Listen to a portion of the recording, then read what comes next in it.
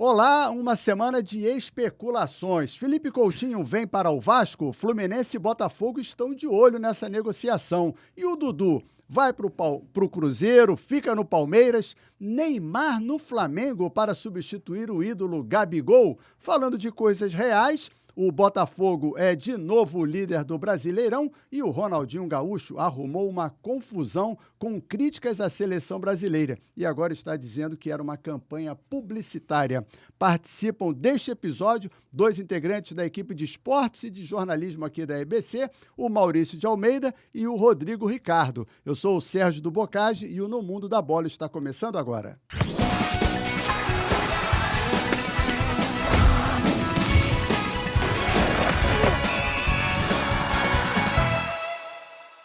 Olá, satisfação em recebê-los. Querem começar pelas especulações ou pela realidade? Vocês votam. Você que sabe, podemos começar pelos sonhos. Especulação também é realidade. Então vamos começar por essa história que surgiu agora. O Felipe Coutinho está negociando com o Vasco já há um tempão e aí Botafogo e Fluminense estão de olho, Rodrigo. É verdade. E é justo que eles estejam de olho, porque é um bom jogador, acima da média. Tem uma relação com o Vasco, tá nesse namoro, mas tem exigências, né, para casar. Tem um acordo pré-nupcial. E eu acho que o momento do Vasco é complicado. Se eu fosse um jogador, mesmo tendo todo um carinho, amor pelo clube, não sei se eu escolheria o Vasco da Gama. Tanto internamente, como o time está jogando hoje, também como esse lado externo do futebol, ou seja, a confusão, se a 777 fica, não fica, vai vender. Com vários problemas pelo mundo inteiro.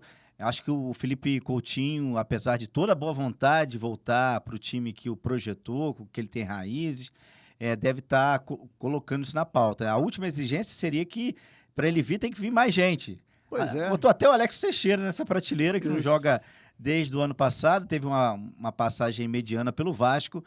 Mas se eu fosse Felipe Coutinho, eu iria para o Botafogo. Me parece que o Botafogo, como estrutura, como time, com condições de ganhar títulos, tanto o Brasileiro ou mesmo a Libertadores, está na segunda fase, vejo nesse aspecto. Mas uma decisão sempre tem muitos aspectos, né? Financeiros, emotivos, técnicos. Talvez para vir para o Botafogo ele não abrisse mão financeiramente como está abrindo para o Vasco. Exatamente.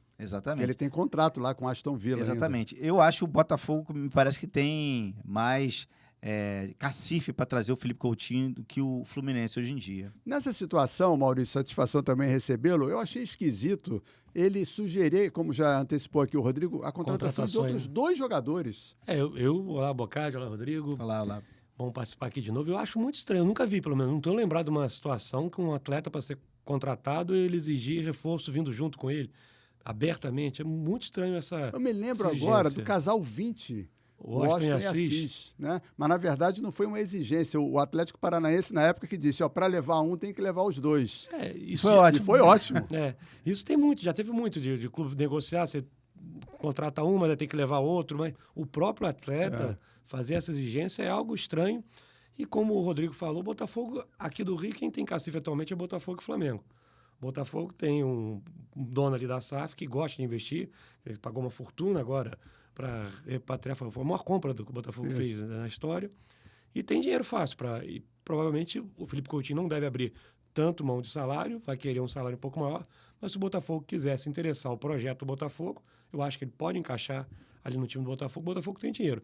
O Fluminense está numa situação muito conturbada com o campeonato, a gente tem que resolver primeiro a questão técnica, a situação... Está na zona do penúltimo colocado no Brasileirão. Não atravessa uma boa fase, aí o dinizismo talvez possa estar ruindo de vez, mas então eu acho que o caminho melhor para ele, se eu fosse o atleta, eu iria para o Botafogo. O Vasco tem a questão do amor, da paixão de ter sido o clube que revelou, mas realmente você querer ir jogar no Vasco hoje, na situação que está podendo, no fim do ano, estar brigando só para não ser rebaixado, não é bom.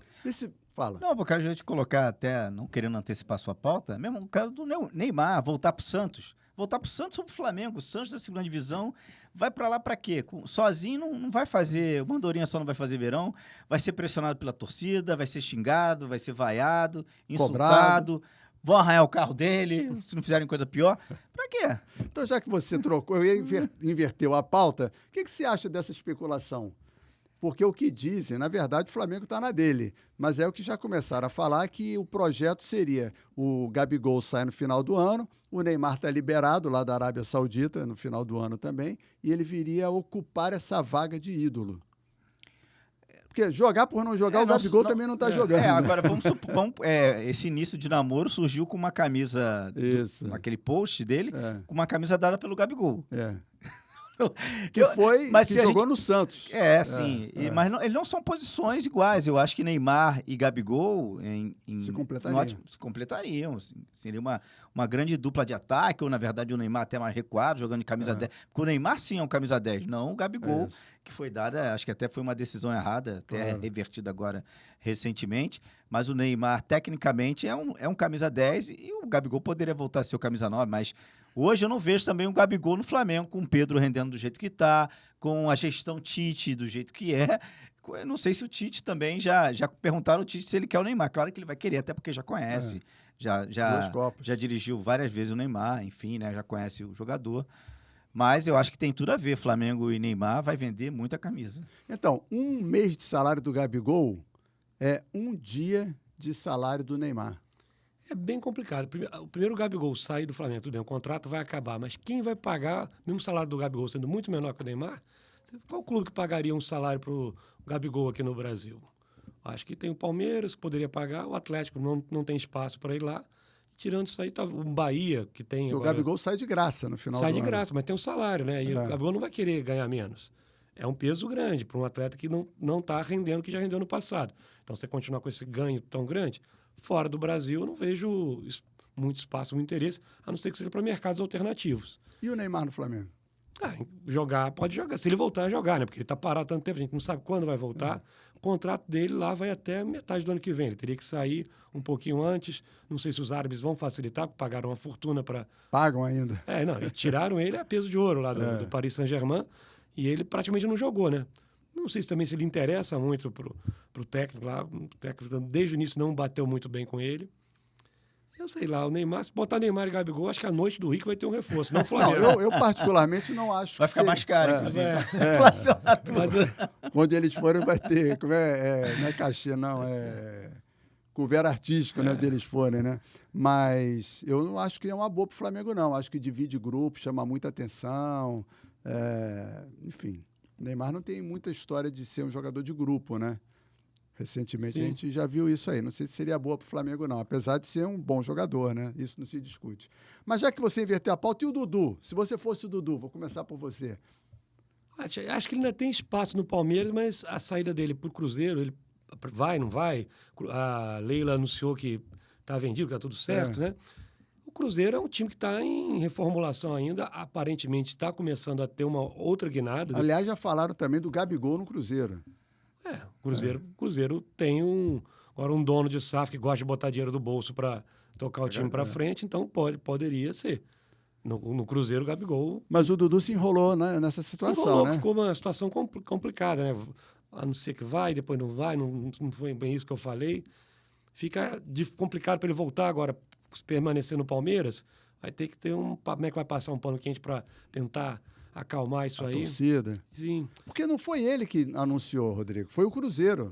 Se antecipou a todo mundo. Foi até surpreendente uma postura de um clube que contrata sem que o outro, do outro lado, confirme. Mas para anunciar deve ter alguma coisa por trás, né? A própria Leila hoje, nessas últimas declarações, deixa meio que claro que o ciclo do Dudu já fechou no Palmeiras, que foi até uma história bonita, e ela até acha que tem que ter começa bem, mas tem que ter um encerramento também à altura de como começou. Então, eu acho que o Dudu está fazendo mais um doce nesse momento.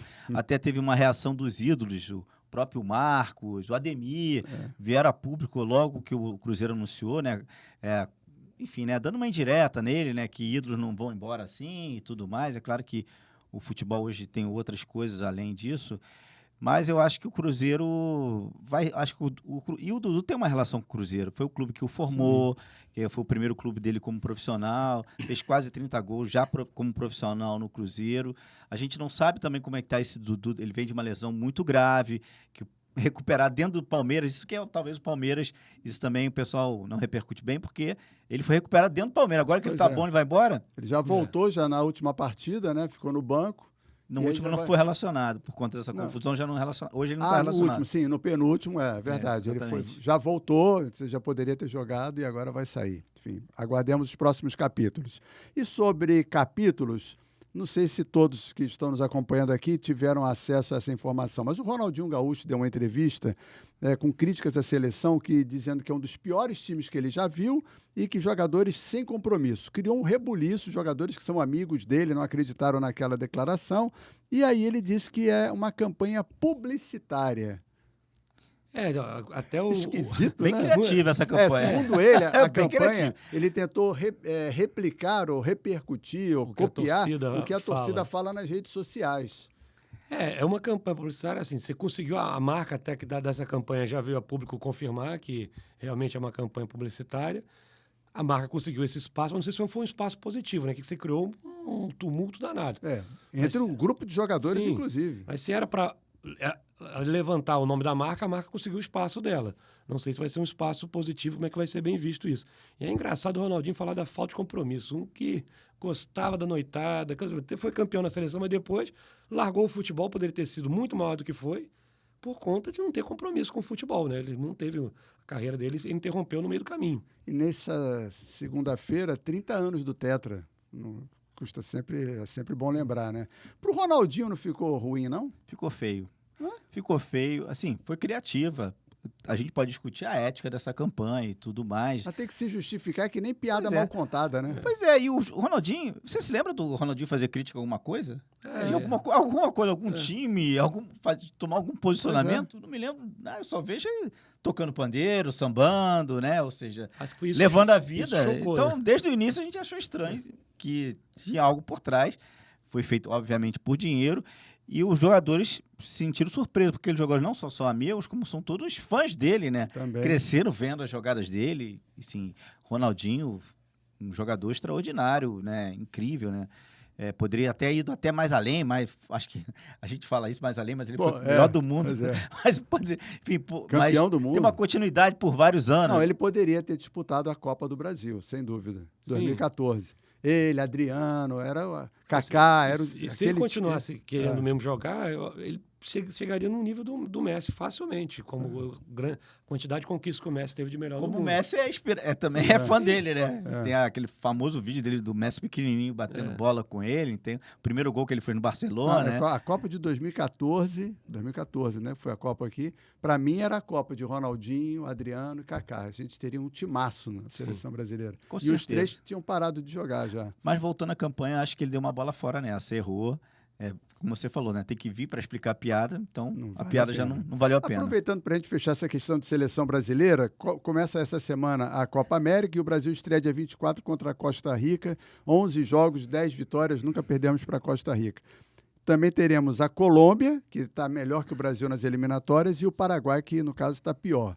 Qual a expectativa de vocês, começo por você que está de amarelo, para a seleção brasileira? Acho que vamos fazer uma boa Copa.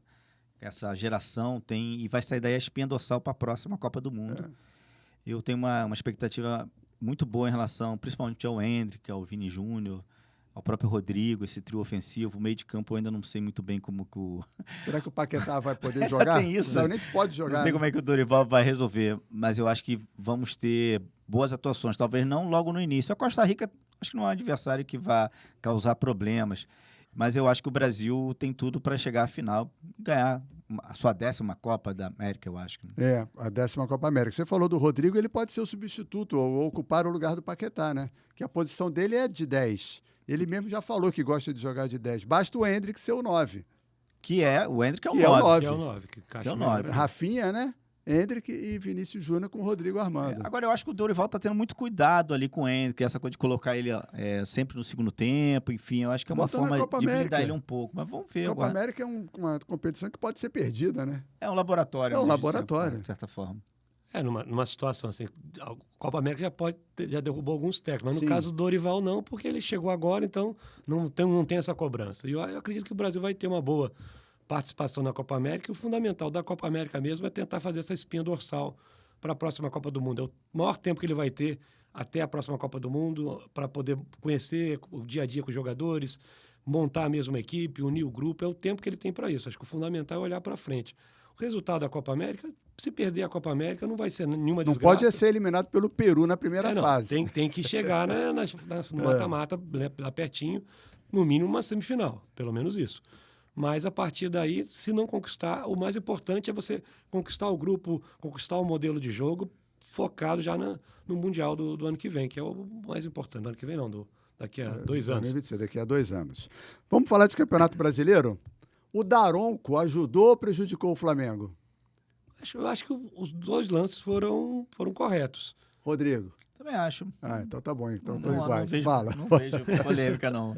Assim, Os lances que a gente fala, o gol anulado e o pênalti. é o pênalti. O pênalti, eu acho que é a regra que deveria ter um atenuante na regra. Porque, tudo bem, o jogador vai ter que jogar o tempo todo com o braço cortado para trás por conta quando estiver na área.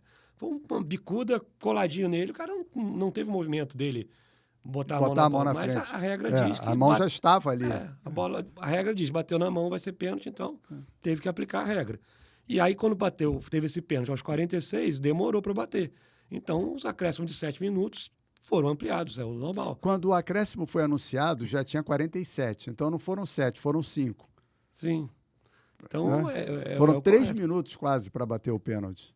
Mas eu lembrei ontem que o Arnaldo César Coelho sempre falava, né, que o juiz não se consagra nos acréscimos. Daí, acréscimo não é bom para juiz, mas foi bom para o Flamengo. Foi bom. E eu acho que foi justo pelo resultado. Pelo jogo que foi justo. Foi um bom resultado para o Flamengo, do jeito que está, com tantos desfalques, os desfalques da Copa América, as contusões. 10 ontem. Foi um excelente resultado. Gostou da atuação do Daronco, então? Passou. O Daronco, não vou dizer que foi excelente, foi razoável. Daria nota 6 para ele. Tá bom. 6 já passa, né? Nota, normalmente Dependendo pra da passar escola, de né? Então, no caso do específico do Flamengo, já são 2 jogos sem os titulares, né? Venceu o Grêmio e empatou com o Atlético. E jogou bem, né? Que é o mais jogou importante. bem, pois é. A meta seria ficar ali no bolo durante a Copa América? Pelo menos isso? Tem que ir fazendo as contas. São 9 jogos ao todo, já passaram... Ou 7, depende da classificação na Copa América. Todo mundo contra o Uruguai, né? Então, a torcida do Flamengo... Chile e Uruguai. É a maior torcida para o Uruguai ser eliminado, mas eu acho difícil que o Uruguai tenha um bom time. Acho que o Uruguai vai longe na Copa América, mas para a torcida do Flamengo, se o Uruguai saísse na primeira fase, seria o paraíso, né? Seria. Mas surpreende... A molecada que está chegando, você vê que o Flamengo tem um elenco e o Ninho está produzindo boas peças que estão entrando e estão dando conta do recado, né? Quando o Tite deixa jogar. Mas isso sinaliza que o Tite está fazendo um bom trabalho. Sim, claro. O time tem um esquema, tem uma estrutura. Todo mundo que entra ali já sabe o que tem que fazer. Não precisa correr igual para lá e para cá. É verdade. É um banco também diferenciado, né? Aí você vê, o Cebolinha machuca, aí você tem o Bruno Henrique, você tem um Gabigol num banco, né? Você tem o Léo Ortiz, que é banco. Então é um banco muito acima da média. É um banco que seria titular na maior parte dos clubes do país, né? É verdade. Botafogo líder, Bahia em terceiro. O que te surpreende mais? Bahia em terceiro. O Botafogo é um time consistente. Eu já cobri pela Nacional alguns jogos do Botafogo. Vejo que o Botafogo tem um padrão de jogo, tem uma organização, peca às vezes nas conclusões. Se acerta um pouquinho melhor o passe ali, acho que está faltando um atacante. O Tiquinho Soares não está em boa fase. O Júnior Santos tem brilhado, mas perde muitos gols. Perde muitos gols do Júnior Santos. Tem feito os gols decisivos, é o artilheiro do Botafogo, mas o Botafogo ainda peca um pouco nessa conclusão, porque se você vê os placares do Botafogo, são sempre apertadinhos. 1-0, 2-1. Dificilmente o Botafogo faz um placar mais elástico, mas cria muito e sofre pouco, sabe se defender muito bem. O Arthur Jorge é um treinador que acertou o Botafogo. O Botafogo sofreu tanto com isso depois da saída do Luiz Castro. Ele chegou e parece que resolveu mesmo. O Bahia, que não ganhou nada esse ano, perdeu o Paulistão, perdeu a Copa do Nordeste também, eliminado, e agora em terceiro no Brasileirão. Tem fôlego? Eu acho que não. Acho que o Bahia tá projetando um time mais forte, mais competitivo, justamente por conta do Grupo City, mas não vai ter fôlego para ficar entre os 4 primeiros, não. É mais surpreendente para mim o Vitória. O Fortaleza está tão lá embaixo. Não, eu ia falar isso. A surpresa, o Cuiabá 5-0 no Fortaleza. Mas foi um jogo atípico, né? Mas quando os 2 foram expulsos, já estava 3. Sim, é verdade. Pode ser também a ressaca da Copa do Nordeste, ainda comemorando. O Cuiabá não era um time tão ruim. O Cuiabá estava em último. Sim, mas estava muito muito fazer gol, né? Mas estava muito focado na Sul-Americana. Sim, tem isso. Eu acho que agora que ele focou mais no brasileiro, deu uma reagida. Enfim, vamos Mas 5-0? É um placar. Um placar elástico demais em cima do Fortaleza, né? Que é um time que não tem essa esse Agora vamos costume. ter Flamengo e Bahia. Vai ser um bom termômetro Sim. para saber até onde vai esse Bahia realmente. Sim, É, mas vai, com o Flamengo, vai pegar um Flamengo desfalcado no todo Maracanã. desfalcado. Mas Como é que a torcida do Flamengo vai receber o Everton Ribeiro? Né? Acho que vai receber bem. vai receber também bem. acho que Não tem vai. por que receber E o, mal. e o filhinho dele, O será que filho aí não vai conseguir se torcer pro pai, né? Será assunto, né? Não essa vai semana, torcer, Só com quer que saia certeza. gol, né? Ou se fizer gol, não comemora. É. Na parte de baixo, a gente tem Grêmio e Criciúma com 6 pontos e 2 jogos a menos. Fluminense e Vitória com 6 pontos também. E logo acima, Corinthians e Vasco. Ou seja, Grêmio e Criciúma, vencendo um dos 2 jogos, superam Vasco e Corinthians. O que vocês acham dessa zona do rebaixamento aí? O Grêmio, tirando todos os problemas que ele está enfrentando, o Grêmio tem time para sair e não se preocupar tanto com rebaixamento. Acho que organizando, passando essa fase inicial, voltou uma espécie de pré-temporada no meio do campeonato para o Grêmio, mas eu acredito que o futuro do Grêmio é mais tranquilo, do Criciúma nem tanto. Então, E aí dos grandes, Vasco, Corinthians e Fluminense. Corinthians ontem jogou bem, né? O Corinthians fez um bom Contra São jogo, Paulo. apesar de tantos problemas que ele vem enfrentando, tanta inconsistência, mas ontem foi diferente. Mas tem aquela história de clássico regional, né? Quando é um clássico local, normalmente os times se superam, jogam mais, porque o Corinthians está muito bagunçado internamente, administrativamente, e o Vasco também, né? Mas eu acho que o Corinthians está numa situação pior até que a do Vasco. Olha, o Fluminense é o que me preocupa mais, pelas atuações, né? Esse último jogo, então, perdeu de... O Atlético Goianiense. Vinha jogando mal, né? O Ganso ganhou um gol, né? Fez um belo gol, né? Mas recebeu um passe do adversário, chutou lá de fora. Já fez está jogando mal há um tempo, o Fluminense. Exatamente. Tem alguma coisa, né? Que a gente nunca consegue saber internamente do clube, mas os destemperos, né? Felipe Melo não é também novidade absurda. Mas não precisava aquilo. Mas um absurdo. Isso é uma agressão, né? Claro. Enfim, né? E tem um problema do elenco envelhecido, que tá pesando, e assim, não tá nem jogando agora 2, 3 competições ao mesmo tempo, mas vai voltar a jogar. Não sei se internamente alguma coisa. Porque, desculpe te interromper, Claro. uma coisa que se dizia é que estaria priorizando a Libertadores, mas só que não está tendo Libertadores. exatamente. Agora só foco no brasileiro, né? Exatamente, Foco, tá jogando mal o Fluminense, muitos problemas, assim, alguma coisa tá... Sabe quando começa a desandar a panela? Alguma coisa está errada. Ali, né? Alguma coisa desandou que a gente não sabe, não sei se algum problema de grupo, teve aquela confusão dos meninos que parece que superaram, né? Que uma parte pediu a punição, os meninos voltaram, e o Fluminense precisa muito desse sangue desses jovens de Xerém, mas o Fluminense não tem rendido, não vem jogando bem. Eu acompanhei a coletiva do Diniz, ele está sendo muito cobrado, e eu acho também justo que ele tenha as suas convicções, né? Pessoal, não vai mudar. Mas ele tem uma proposta de jogo, que é essa da posse de bola, né? Ou seja, da saída de bola. Mas, por outro lado, é um jogo... Está telegrafado o jogo do Diniz. Todo mundo sabe como joga o Fluminense. Faz aquela marcação alta, força um erro. Lento. Força um erro de passe, faz um gol, enfim. Não, e o Fluminense está sem o Arias, né?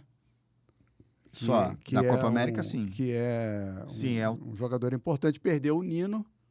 O André está lesionado. O André não jogou. O André não tem jogado. Então são 3 jogadores que são expoentes do Fluminense, né? Do Fluminense forte. E os 3 fora fizeram a diferença danada. É verdade, o Arias faz muita falta. Mas é o que tira um pouco do sufoco, consegue... Exatamente, dá alguma velocidade ali. Tá a perigo o Diniz?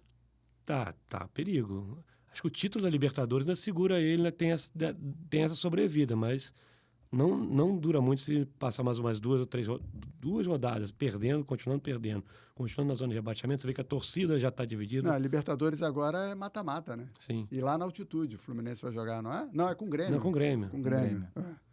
E aí é complicado. A torcida do Fluminense sempre foi dividida com o Diniz. Aí os que não gostavam acabaram acedendo, porque foi campeão da Libertadores, deu um título inédito para o Fluminense. Mas aí vira a chave, começa a perder de novo, vem todo mundo de novo, tá vendo? Os críticos voltam com começa força. a assumir das arquibancadas, como está assumindo também a torcida do Vasco, do São Januário. Eu acho muito justo a torcida fazer isso, eu acho que é até uma forma de protesto. A torcida tem que levar o time nas costas, não. A do Vasco me surpreende mais, porque a do Fluminense é uma torcida que sempre desaparece, né? Já não é novidade. A do Vasco, não, não sei se está cansado de tanto sofrimento, que a do Vasco esteve sempre junto de mão dada com o clube, né? O Vasco ontem até merecia ganhar, né, contra o Cruzeiro. Achei que parece que defensivamente melhorou a marcação. Acho que o Álvaro Pacheco conseguiu colocar já alguma coisa do que ele pensa. Não teria sido nenhum desastre o Vasco perder para Flamengo e Palmeiras. O problema foi a goleada Exatamente, é. de 6-1, né? Que realmente é uma coisa que Impacta. o impacto, o Vasco ainda está... Muito vascaíno ainda está com vergonha de colocar a camisa depois dessa derrota. Você já colocou? Ainda não. Ainda não. Eu olho para ela e falo, ainda não. Você tem que melhorar um pouco mais ainda. Mas o Vasco está se recuperando, ganhando confiança. Tem um próximo jogo contra o Juventude. Mas eu acho que tem time para sair, porque eu acho que ainda tem times piores do que o Vasco nesse Campeonato Brasileiro. Só tem que se ajustar, né? O técnico assumiu no olho do furacão, né? Exatamente. Você assumir um time em crise, aí pega Flamengo e Palmeiras, é maldade, né? É isso que o Rodrigo falou. 1-0, 2-0 nos 2 jogos, beleza, ok, é isso aí. Mas o 6 é que causou toda a E se confusão, os 6 fossem né? do Palmeiras, daria menos estrago. Daria Os menos 6 estrago. do Flamengo, né? Pois é, enfim. Rodrigo Ricardo, obrigado aí mais uma vez. Já Maurício acabou? de Almeida, Oh, obrigado. Passou muito assunto, a gente falou 1, 2, 3, Rápido. 7 assuntos para a gente discutir aqui. Foi Tá bom. ótimo, valeu pela participação. Abraço. Obrigado Valeu. a você que nos acompanha. Deixa aqui o seu like, curta, compartilha, aciona a notificação. A gente gosta muito de falar com vocês. Forte abraço.